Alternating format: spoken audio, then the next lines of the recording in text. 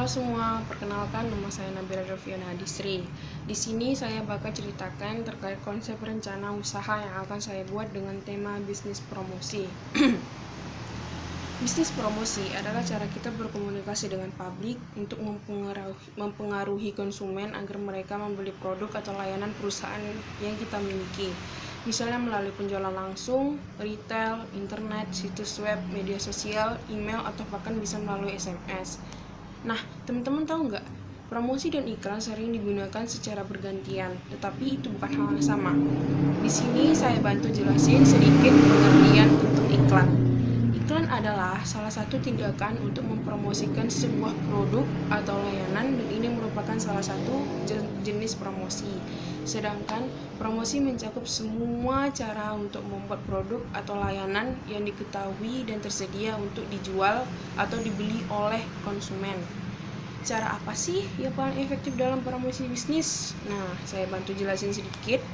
Dalam promosi bisnis, cara yang paling efektif agar promosi ini berjalan dengan lancar itu bisa melalui tatap muka, media sosial, bisa melalui kartu nama, atau juga kita bisa melakukannya dengan dekorasi kendaraan, juga melalui flyer.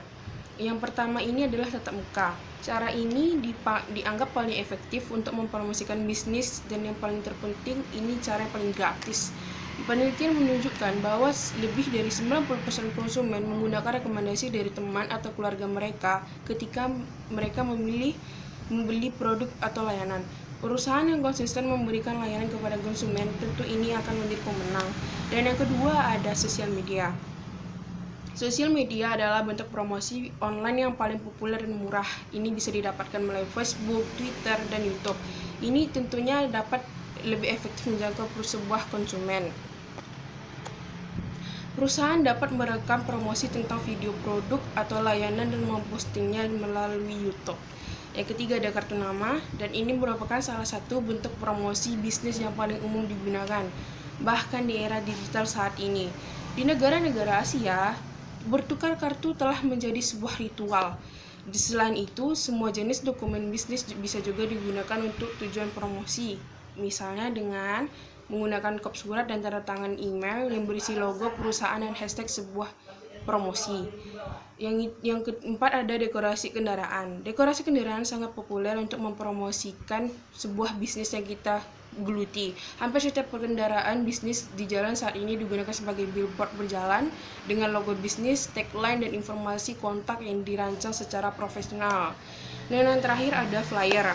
Flyer atau sebaran mungkin terlihat kuno, tetapi masih bisa dijadikan alat promosi efektif.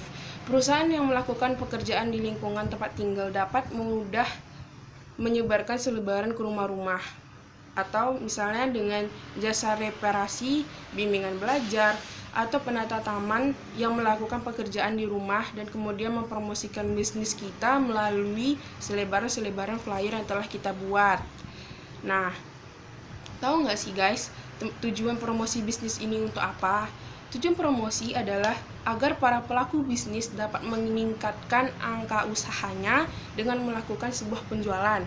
Sehingga dalam kegiatan promosi bisnis ini, para pelaku usaha mendapatkan keuntungan yang maksimal. Selain itu, dalam promosi bisnis, kita juga harus memiliki target pasar.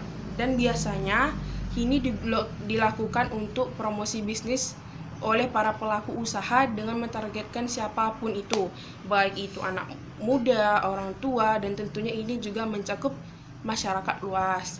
Nah, strategi pemasaran yang saya gunakan dalam promosi bisnis ini ada 3 langkah, yaitu penetapan target pasar, diferensiasi dan posisi pasar, juga mengembangkan strategi dan bauran pemasaran.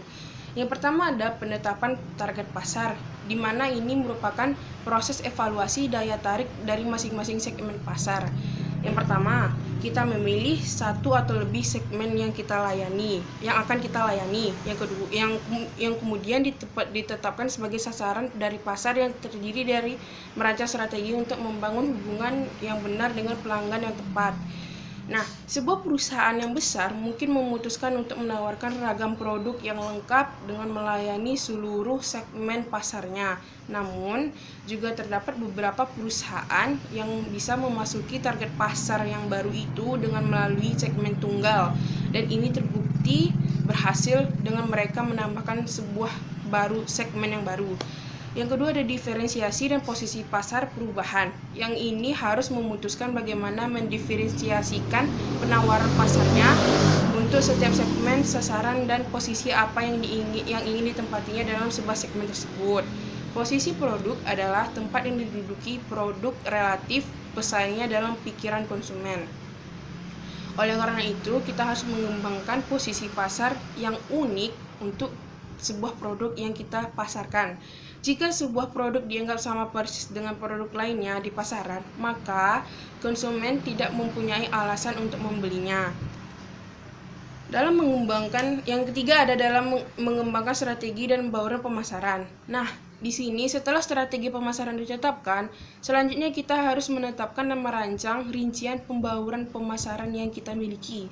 Bauran pemasaran ini merupakan salah satu atau semua hal yang dapat mempengaruhi permintaan akan produk yang kita miliki. Bauran pemasaran dikenal dengan istilah 4P, yaitu produk, price atau harga, place atau tempat, dan promosi. Nah, untuk strategi pemasaran yang paling efektif harus dilakukan dengan memadukan semua elemen bauran pemasaran ke dalam suatu program pemasaran yang dirancang untuk mencapai tujuan pemasaran perusahaan dengan membuat nilai konsumen. Selain itu, strategi pemasaran yang dirancang dengan baik akan lebih mudah meraih kesuksesan dan lebih banyak menjual sebuah produk.